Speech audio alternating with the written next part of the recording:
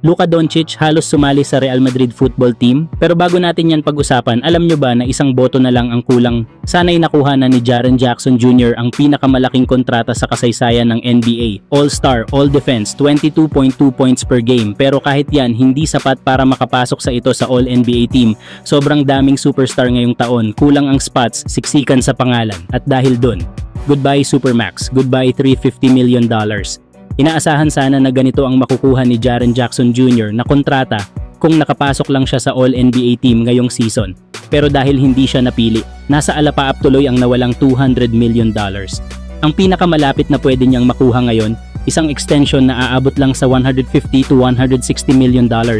At yan ay kung makalusot siya sa All-NBA sa mga susunod na taon. Sa ngayon, may kontrata pa si Triple J sa Memphis Grizzlies hanggang 2027 na nagkakahalaga ng humigit kumulang sa $104.7 million. Pero kung hindi siya makabalik sa All-NBA, maaring ito na ang pinakamalaki niyang deal sa buong karera. Triple J showed up, nandyan ang depensa, nandyan din ang opensa. Pero minsan, kahit andyan lahat ng stats, hindi sapat kung masyadong matao ang spotlight. At sa NBA, isang boto lang ang pagitan ng legacy at sayang. Samantala may malaking desisyon na kailangang gawin ang Boston Celtics ngayong off-season. Sa kabila kasi ng kanilang tagumpay, isa na namang hamon ang haharapin ng Celtics, financial pressure na hindi na nila kayang balewalain. Sa susunod kasi na season, tinatayang aabot sa $227.7 million ang payroll ng Boston, habang ang kanilang luxury tax bill ay humigit kumulang $238.1 million. Mas mataas pa sa mismong sahod ng buong team. Dahil dito, inaasahang maghahanap ang Celtics ng mga galaw para maibsan ang bigat ng kanilang cap situation. At ang dalawang pinakamalalaking pangalan na unang mababanggit, Jrue Holiday at Kristaps Porzingis. Si Jrue Holiday na mag-e-earn ng $32.4 million next season ay isa sa mga posibleng player na i-trade. Ayon kasi sa ulat ni Brett Siegel ng Clutch Points, may interes ang Sacramento Kings kay Holiday. Lalo na't inamin ng bagong GM ng Kings na si Scott Perry na ang team ay nangangailangan ng isang true point guard. At tamang-tama nga si Holiday sa hinahanap nilang point guard. Lalo at si Holiday ay may career averages na 16.1 points, 6.5 assists at 4.1 rebounds per game. Nakilala nga ito bilang isa sa mga pinaka-maaasahang perimeter defenders sa liga. Ngayong playoffs, kahit hindi masyadong mataas ang puntos, ramdam pa rin ang impact niya sa depensa at leadership sa crunch time. Samantala, para naman kay Kristaps Porzingis, may kontrata pa nga ito na aabot sa $30.1 million sa susunod na season.